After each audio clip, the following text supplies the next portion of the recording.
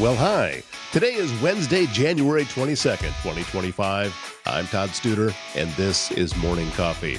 Latest health update. I'm feeling better this morning, and it just seems like every morning I get up a little bit better than the day before. Not quite 100% yet, but boy, it sure feels a lot better than what I was dealing with about 4 or 5 days ago. Also, we're going to be seeing a little bit of a warm-up. Highs in our area of the world, Council Bluffs, Omaha, and surrounding areas may even see a temperature above freezing today. Last check of the weather said we were supposed to get up to around 33 today. So if you're watching this program later on Wednesday, well, you already know what the high got to. I've also been paying attention to what's going on down south with that winter weather system that went through, because I have a lot of friends that live down, especially in the Georgia area, Atlanta, and out towards Athens and places like that. And yeah, there was a lot of folks that were stranded, and I know that they weren't getting a terrible amount of snow, at least not what we're used to, but try hard not to judge them too much with this, because the thing is the roads are not built the same down there. They're not designed to be able to shed water the way our roads are in order to get rid of that moisture before it freezes. So it doesn't take very much snow, and it's just a skating rink. And then you combine that with a lot of folks that just aren't used to it, and you end up with a big, giant mess. And it was that way. I've been down there. Well, I think, what year was it? Was it 1993, I think, when there was this huge, huge snowstorm that came through that area and just locked everything down for a while? That one would have locked anybody down. But just try hard, as I said, not to judge them too much, because the roads are just different there. And, plus we all are driving around on all weather tires. They're not. So hopefully everyone got through safe, whether you are dealing with the cold here locally in Council Bluffs or other areas towards the south that we're seeing the frigid temperatures, ice and snow and everything else. It's been kind of a strange winter so far. We haven't gotten much snow here. Let me knock on whether this is real wood or fake on this desk. It feels real to me, so hopefully that worked. AirServe Heating and Air Conditioning and Waldstein Plumbing of Council Bluffs are there. If one of these cold snaps causes some pipe issues with you, or maybe your HVAC issues, they are the ones that you want to get a hold of. So when integrity matters, it's Travis Waldstein, Hayden Waldstein, and the rest of the crew at AirServe Heating and Air Conditioning and Waldstein Plumbing. They're ready to be able to help you out. Also, the best wrestler, George Ivanoff in Council Bluffs, I saw that he posted some latest results from a wrestling tournament from over the weekend. Looked like the best wrestler did very well. So congratulations, all area young people who are a part of that. He's out a lot of weekends taking kids to these tournaments, watching their progress. And he was just on a recent program here on Morning Coffee and talked about that, it's not always about wins and losses, because you don't have control over who your opponent is, but you have control over yourself and how it is that you are improving in your wrestling career. And that's where he and his dad judge and can critique their students, and he sees they're making tremendous strides. So congratulations, young folks, young wrestlers who are part of that tournament, and good luck at the next one. We wish you the absolute best. Coming up in just a few minutes, we are going to learn something new it's been around for a while, but it's new for the program. We are going to talk with Jason Erickson, who is with the Civil Air Patrol. This is a really great organization, and he's involved with getting young people in, and he's been with them for quite a long time, as we'll talk with Jason about that. So that's coming up in just a few minutes. In the meantime, GT Motors just recently posted their lots full. He's got a ton of newer vehicles out there. They're used vehicles, but they're new to him, and they'd be new to you. So stop out to GT Motors and find out just exactly what they have for you. I know that Garrett says it's his goal that if somebody steps on his lot, if they're looking for a car, they're going to have an option to be able to leave with one, and he wants to make sure that everybody can do that. So GT Motors, 21st and Broadway in Council Bluffs. Stop there and go to gtmotorscb.com to see all the cars that they have on their lot. And the AIM Institute, a proud supporter of what we do here on Morning Coffee. The AIM Institute has a vision of a thriving community where anyone can pursue a rewarding tech career. And they do this by helping young people get into tech schools. And they are, a lot of times they might need some financial help. That's why the AIM Institute exists. So if you go to aiminstitute.org, look at all the different programs they have. Quite often they have some free classes that you personally can take or young people can be involved in. And also there's ways for you to be able to support this mission for the AIM Institute. So again, that website, aiminstitute.org. Jason Erickson is a lieutenant colonel with Civil Air Patrol and director of cadet programs of the Iowa Wing. Jason, thank you so much for your time. You have to fill some folks in on just what Civil Air Patrol is, because I know if you're not in it, chances are you don't know about it. But it's a really cool organization. Yeah, that's exactly true. So Civil Air Patrol is what we lovingly refer to as the best unintentionally kept. I'm totally messing this up already. The unintentionally best kept secret is what we a lot of times refer to Civil Air Patrol as. It is a community organization where we serve the community in a variety of ways. The biggest one, of course, that we're known for is search and rescue, and also working with, organizations like FEMA and all those kind of things to help with disaster relief as well. We also have a component which is called the cadet program, which is what I'm the director of. And we take kids from 12 to 21 and run them through a military style system where they can learn to lead, learn to excel, and also learn how to serve their community. And the cadets use the same ranks as they go up that the Air Force uses. So they'll start as an airman, and the top rank, of course, would be a colonel. Very cool organization. Opportunities given to people is just amazing, quite frankly. I mean, we could even, help, make you useful to the community, Todd. It would be great. I don't know how that's possible. It sounds, though, as what you're describing, Jason, is there is a lot of value to this outside of someone who may or may not have an interest in aviation. Oh, they're going to get a ton of things from this. Yeah, a lot of times we get tied to airplanes, which is honestly one of the biggest things that we do. We do a lot of aerospace education. We do a lot of emergency services from the air. But because we are tied to the Air Force, of course, we're the U.S. Air Force Auxiliary. But there's a lot of groundwork that needs to be done. There's a lot of opportunity for people who have zero interest in flying, but they want to learn how to help the community. They want to learn how to do the groundwork, for lack of a better term. They want to learn how to fulfill leadership roles more than anything else. Because, there's only so many people who get into the airplane. But there's a lot of people on the ground to make sure that those airplanes stay up in the air.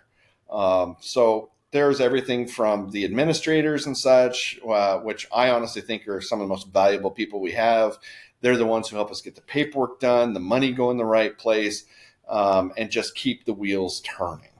Down to, we also have the ground pounders. The airplanes are not real good at saying, there it is. You can't jump out of the airplane and go help somebody on the ground. Well, you could once, but you wouldn't do it ever again. And we need to have those people on the ground so that when the airplane says, hey, there's the guy, you need to go help him, they relay it to what we call the ground pounders, the ground teams. And the ground teams are the ones who roll up in the vans, the expeditions, those kind of vehicles, and render aid, secure the area, get things flowing properly so that when the local authorities show up, that we can turn over everything to them. That is what Civil Air Patrol is. The question that pops into my mind, of course, and it's no mystery to anybody that is a follower of this show, and I've said it many times, I don't prepare questions. I don't. I write your name down, and that's it, because I just want to make sure I get that right.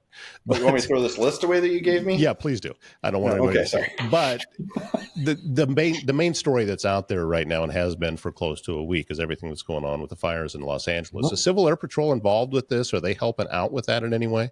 They are helping out with that. Mostly what we are responsible for is things like aerial reconnaissance and that kind of deal. So we have special drones and, of course, our fixed-wing aircraft, a bunch of Cessnas, that have camera systems and that kind of deal so that we can fly over the areas once they're not hot. We're not out dumping water on fires. That's not our job. We have much more qualified people in this country to do that. But for going back over and taking photos and helping FEMA and that kind of deal, that's where Civil Air Patrol steps in. And, points of distribution, giving out water and things of that nature. That's where we fit. If there's a young person that has any interest at all about learning more, what's the process? I mean, I'm sure that you've onboarded many. I'm certain of it. So what's the process involved with that? Well, it's not just young people. I'll start there because a lot of times we get young people tossed at us all the time, but we need adults too because kids can only do so much. And when it comes to an actual disaster, kids aren't generally allowed to go. But the first step would be to go to the website, gocivilairpatrol.com. And a lot of information is up there. Everything you'd ever want to know about what we do, how we do it. There's regulations up there. Everything that you would need to know is there. The other thing I recommend you do is there's a squadron lookup tool on that page as well. And that'll get you to the local squadron. Go talk to these crazy people who want to get in little airplanes during disasters.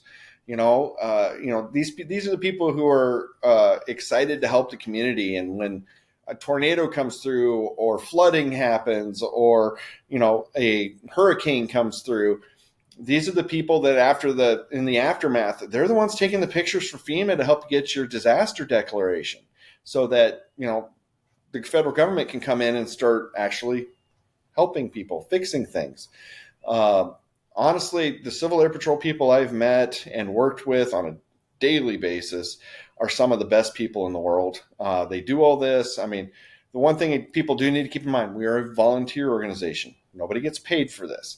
Now, while we do have an honorarium rank system for adults and cadets, which is given to us through the DOD and all that, we're not a military organization necessarily. We are a disaster relief and education organization. So we're here to help. We're here to teach. And we need volunteers who want to step in and say, I'm kind of interested in doing some of that. Go to a meeting. Go talk to these interesting people that do this every week. You might be surprised that suddenly you're going to be wearing one of these shirts and getting out there and helping out. Where does your passion come from, Jason? Where did this stem from? Insanity. No. No, a lot of it is just I've always been very community focused. Even when I was a kid, I was very community focused. So I like helping the community. It's not always about a paycheck. It's not always about, what's in it for me. Sometimes you got to just do the work for the greater good. And that's where Civil Air Patrol is for me. That's where my outlet is for giving back to the community, giving back to, the place that I call home. Well, there's a lot of service organizations out there, but you have zeroed in on this one, and this is where you've decided to put your passion at. So, was it an easy decision for you? I mean, take me back to when all of that was coming together for you. I have a long story on that, and maybe some other time we'll get into that. Okay. But I originally wanted to get into an organization that flew airplanes. That was my original passion, and Civil Air Patrol does do that. The one thing Civil Air Patrol won't do is they won't get you your pilot certificate. They will do their best to help you. And if you're a cadet, you'll get a lot of flight time in that at little to no cost. You get five flights at no cost when you're a cadet, where you actually go up and fly the airplane. You take the controls. There's somebody in the airplane with you, so Sure. don't worry about that. But there's somebody, hopefully experienced, in the airplane with you that will make sure that you don't do anything foolish. But I like getting up in the planes. I like flying. I've been a very long-term student pilot. I think I've been a student pilot for almost 20 years now. I really need to go take my test. But I spend a lot of my time teaching and getting other people in the airplane, so I don't really have time to go do that stuff myself like I should. But yeah, that's my passion. I like the little airplanes. I liked the emergency services. I like the fact that, I got enough training that if something bad happens, I could go help. The first plane I ever flew in was one of those little Cessnas that we climbed in there, and then as we were up in the air, a storm blew through. And it was a little bit scary from a novice's standpoint, but this was, I don't know if they still do it or not. This was at an air show in Fort Dodge, Iowa. And I watched somebody land one of those planes on the back of a car. And at that, they had the little platforms up there, and they're able to do that. So, yeah, I got a fascination with it, family history with the Air Force. My grandfather was in the Air Force in World War II, so as an airplane mechanic. So, yeah, a lot of background with that. So that's what makes me very interested in what it is that you're doing there. Is this something where you have regular meetings? Is it, or how does all of that put together for you? Well, what I tell people is if you're an adult, you put in as much time as you can afford to put in. I've got some volunteers that put in 2-3 hours a month, and I got other volunteers that almost treat it like it's a part-time job. So it all depends on what you want to do, what kind of training you want, that kind of deal. That's what gets you started. Now, cadets, which will be the 12 to 21-year-olds, I'll keep referring to them as cadets. It's a knee-jerk reaction. The cadets meet every week, and then they usually have a once a month meeting as well, which is a bigger meeting on a weekend. And the reason they meet so much more than most of the adults is the training that is required for the leadership program that the youth go through. It just requires a steadfast, you need to keep learning, you need to keep going to excel. The fun thing is it is totally self-paced. I got some cadets that will go up a rank every 2 months. I get other cadets that maybe go up a rank once or twice a year. It's totally about the individual. Adults are kind of the same way. I have some adults who find the organization and they're like, I absolutely want to learn every possible thing you could possibly get. And I will talk to them, and it's like, well, this weekend I'm off going to go take this FEMA certification, and then next week I'm going to go do this first aid thing, and then the next week after that I'm going to learn about pod distribution or point of distributions. It's just they're really heavily invested, which is fantastic. You put into it what you want to get out of it. If you're a pilot, what we generally ask is that you go up and, you'll have your Form 5, which is basically a fly the airplane type test to make sure you're proficient. And once you get signed off on that, you can be a transport pilot, which means you can go fly our airplanes. Pilots do get to fly our airplanes at a little bit less cost, simply to keep them proficient. And we do have some very nice planes. A lot of our fleet is moving over to what is called glass, which is computer screens, for lack of a better term, because everybody thinks of airplanes. They think of the little round dials that are all over the place. Now it's all computer screens and a lot of information right at your fingertips, something we didn't used to have. You get out of it what you put into it. And I've had some people, they're into it simply because their kid is in. And once their kid's in, the parent actually sometimes sticks around because they decide, this is for me too, So, go to a meeting. Say hi. They're always happy to see you.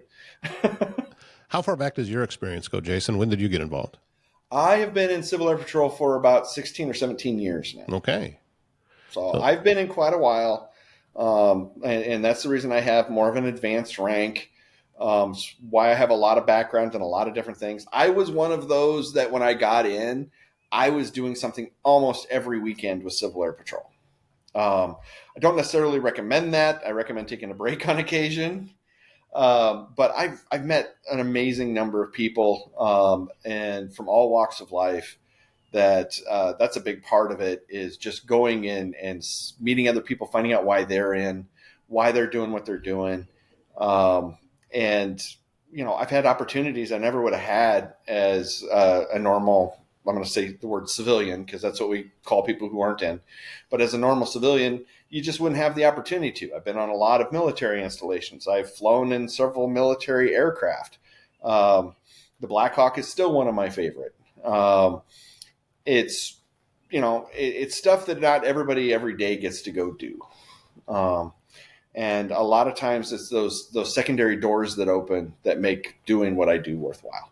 Very cool. That's it's always been fascinated by this and the things that you do. And as events come up, we hope that you'll talk with us about this, and we can keep folks updated. And we're going to put a link in the description of the show that'll go to the website, so make it very easy so people can go and just click on that and learn a little bit more about what it is that you do.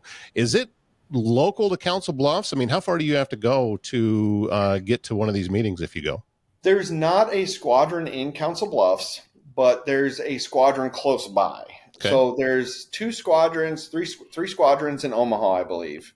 One's in Bellevue, two are in Omaha. Mm-hmm. There's one on the Council Bluffs side. It's located in Atlantic, Iowa. All right. So there's a lot of squadrons scattered all over the place. Quite honestly, if we get enough people excited and that kind of deal, maybe we'll look at starting up a squadron in Council Bluffs one day. But you got to go dig us up a bunch of people, Todd. No, let me see what I can do. I have this voice that just wants to be used every once in a while, so I'll do what I can. All right. He is Jason Erickson. He's Lieutenant Colonel with the Civil Air Patrol, Director of Cadet Programs of Iowa Wing. Thank you so much, sir. Appreciate your time, and we look forward to seeing you next time. You bet. Pleasure as always, Todd. Part of what we do here at Les Hills Media and Podcast is help produce podcasts. We also, you can be a part of this show by being a sponsor. We are always looking for sponsors, looking for nonprofits who can come and be a part of this. And we are always looking to add to that list. So if you know of a nonprofit in the area, send me an email, toddstuder@gmail.com, and we'd love to be able to talk to you. But as with the podcast end of it, and I had talked before that when I originally got into podcasting about 5 years ago, and because of my radio background, it was just kind of a natural fit. A lot of the same muscles involved with that. I didn't see much use for video. I didn't think that people wanted to watch a video on a podcast, that they just wanted to be able to listen to it. And I didn't really focus on it. And boy, was I wrong. And maybe right at the time, it was just at the tail end and video was just starting to come in. But now, how valuable are those video shorts that you can use for your business, you can use for your organization, or you personally? Think about this. TikTok shut down for about 12 hours. The whole country lost its mind.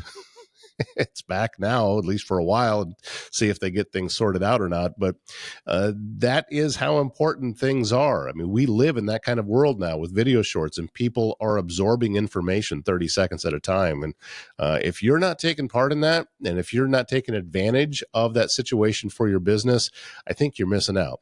We can help here, but even if you're not using us or you're using someone else, you need to be involved with this with your business.